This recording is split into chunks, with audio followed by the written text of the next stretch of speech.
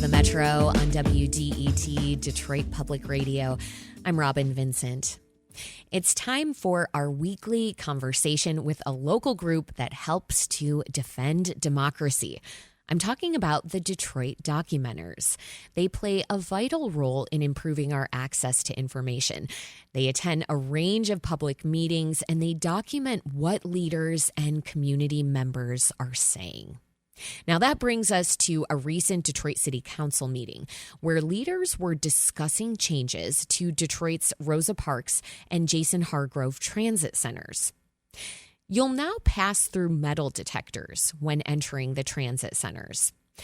DDOT also has a contract with a new security firm.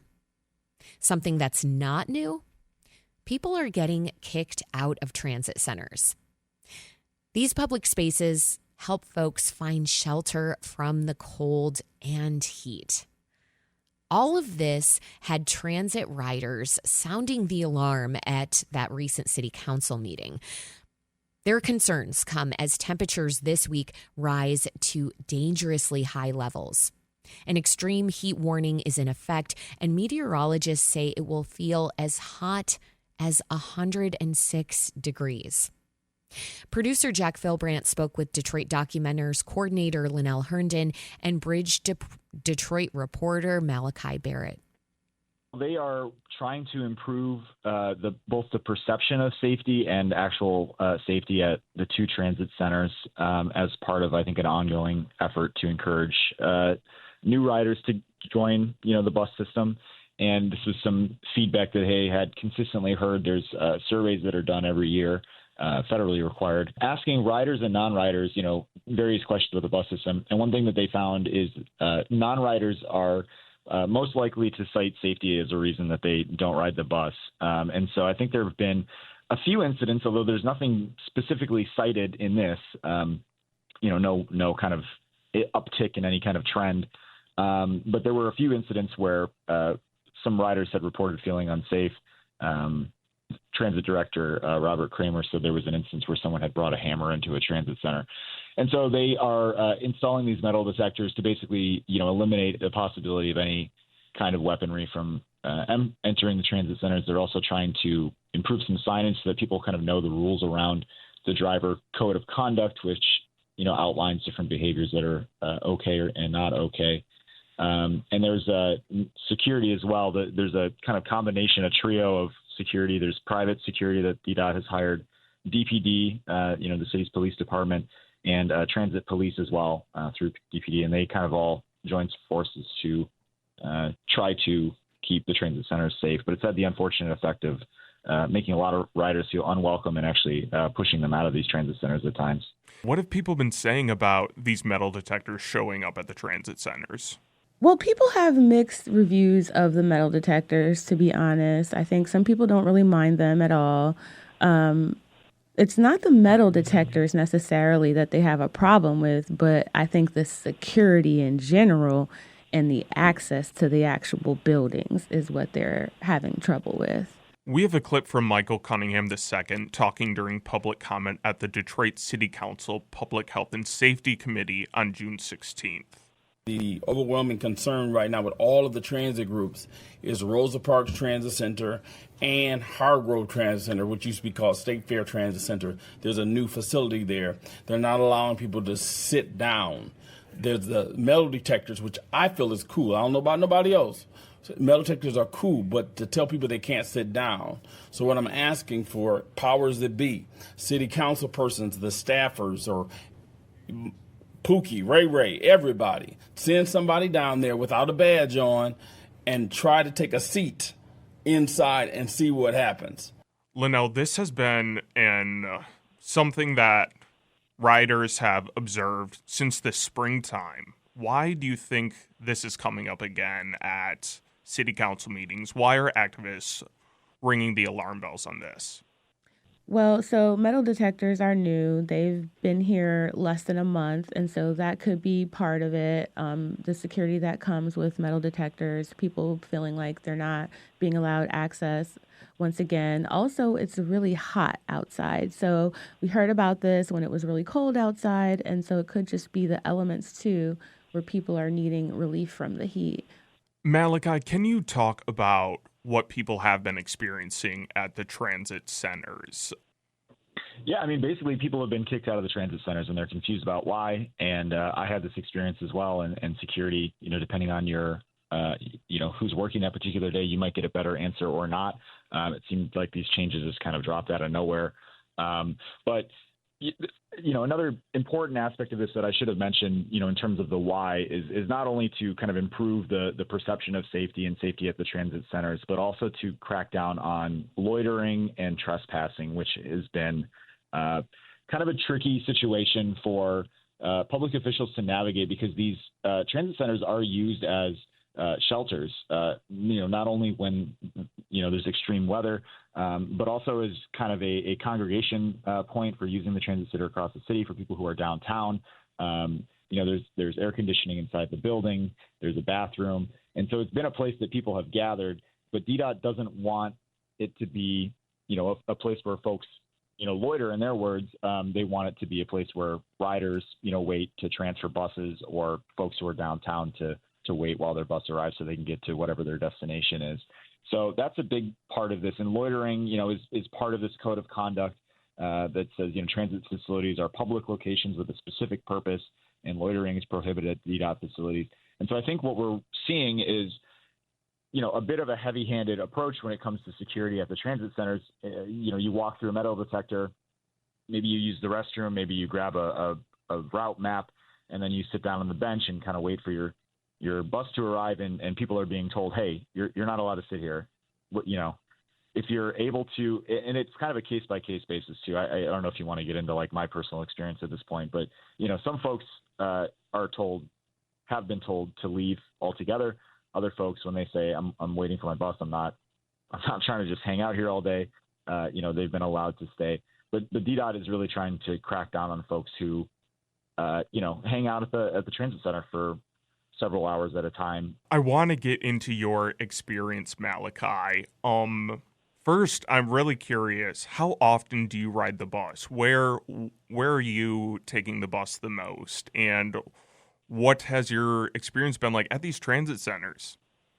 Yeah, I mean, I'm not a typical bus rider. I'm privileged enough that we have 2 cars in our house, and so I don't really, rely on transit. It's more of something that I use out of convenience. At times I mostly use it to get downtown from the east side. I ride the MAC bus, and I ride the Van Dyke Kercheval bus. And my route basically goes from the east side to the transit center, or a stop kind of along the way into downtown. So I ride the bus maybe, 2 or 3 times a week, mostly to get down to city council meetings as part of my reporting. And, I like to do it just to kind of keep an eye on changes at DDOT, because it's a really important issue in the city. And I had this experience on 2 different occasions where within the last month, earlier in June, I was on my way to and from city council meetings doing my reporting. And in one case, I popped into the transit center to use the restroom. Wanted to grab a new route map because there's been increased frequency on one of the lines. So I wanted to make sure I knew what I was getting, and, didn't want to rely on an app. I wanted the paper in my hand. And I sat down, and security told me, hey, you have to leave. And I said, well, why? And when did this happen? And, basically. And I wasn't given any answers. They just said, you need to get out of here. And so I did. I didn't want to make a big scene, and I sat outside in the heat with everybody else. And hopped on my bus and went home. And then another time, I sat down after getting off the bus because I had a little time to kill. So I sat in the transit center and wanted to review the council agenda. Probably wasn't I wasn't planning on being there for more than 5 or 10 minutes or so. And same situation, as soon as I sat down, I was told, you need to leave if you're not waiting for a bus. And in that case, I wasn't waiting for a bus. So I was a little bit more understanding in that case, but in both cases, nobody else was inside the building. Everyone had been outside. So I don't know how this message is being really communicated to riders. It does seem like people are being just ejected, and it's not exactly clear to them why. DDOT has heard this feedback. They're trying to improve training with their staff. They're trying to improve communication. So we're going to see what happens moving forward. They're well aware of the complaints of this. And when I talked to the director, he said that they have heard this, and they're trying to find, a path forward where people are made to feel comfortable and not ejected from a public facility. But he also expressed that there's kind of a tricky line between, when is somebody loitering and when is somebody waiting for the bus. And some of these buses, run every half hour or longer. And so, how do you actually, you have to, I guess, believe someone when they say that they're waiting for a bus, and then an hour goes by and they say, okay, well, you're still here, so now you're officially loitering. I mean, I don't think they figured that part of it out. And so that's kind of what we're seeing. These kind of gray area situations are just resulting in people not being made to feel welcome in the transit center. We also have a clip from Joel Batterman, the campaigns manager for Transportation Riders United, also talking at the Public Health and Safety Committee. Denying transit riders access to a warm or air-conditioned space to wait for their buses, many of which arrive only once per hour, is outrageous. Many riders are seniors or people with disabilities who are especially vulnerable to extreme heat or cold. It is cruel to force them to wait outside on concrete benches exposed to the elements. This seems particularly egregious at a facility named for Rosa Parks, one of the most renowned progenitors of the civil rights movement and an avatar of the struggle for human dignity. Malachi, what do riders have to say at the transit centers that you've been talking to? Folks are frustrated. I ran into Joel and Michael Cunningham at the transit center moments after I was pushed outside the first time, and they were both pretty outraged, I suppose, pretty upset.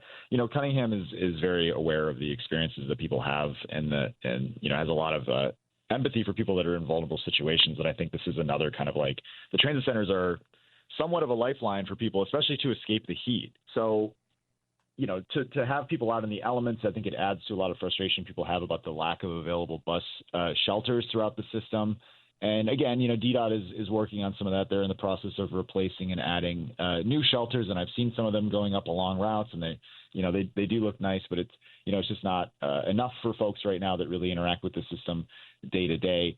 And so, for Cunningham, he's very focused on the dignity of the riders, and this just seems to kind of add another blow to the dignity of people that have a right to use the system and be comfortable when they do it. With the extreme heat coming up, how can people stay out of the heat? So the city has extended hours for 3 recreation centers. So these will be open over the weekend and then Monday and Tuesday, where we're expected to get temperatures in the upper 90s.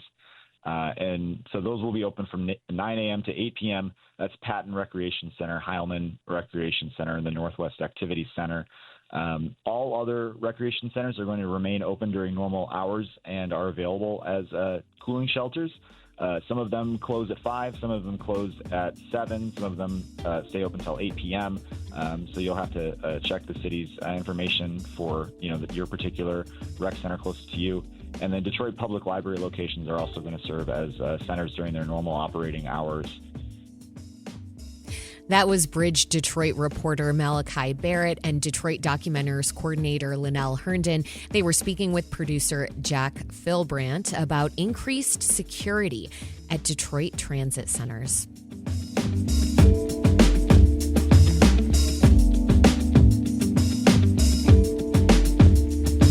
From the WDET newsroom, an extreme heat warning is in effect for Genesee, Macomb, Oakland, and Wayne counties until 8 p.m. Tuesday. Heat index values will exceed 100 degrees. You can find air-conditioned spaces to cool down, to drink plenty of fluids, and to take action if you or someone you know shows signs of heat exhaustion or heat stroke. You can do that at WDET.org/cool. You'll find a comprehensive list of cooling centers throughout Metro Detroit there. Up next, when heavy rain hits Metro Detroit, there are some places you just know are going to flood. We'll talk with one organization that's tackling flooding and stormwater issues in one of the most flood-prone watersheds around. This is the Metro on WDET. Stay with us.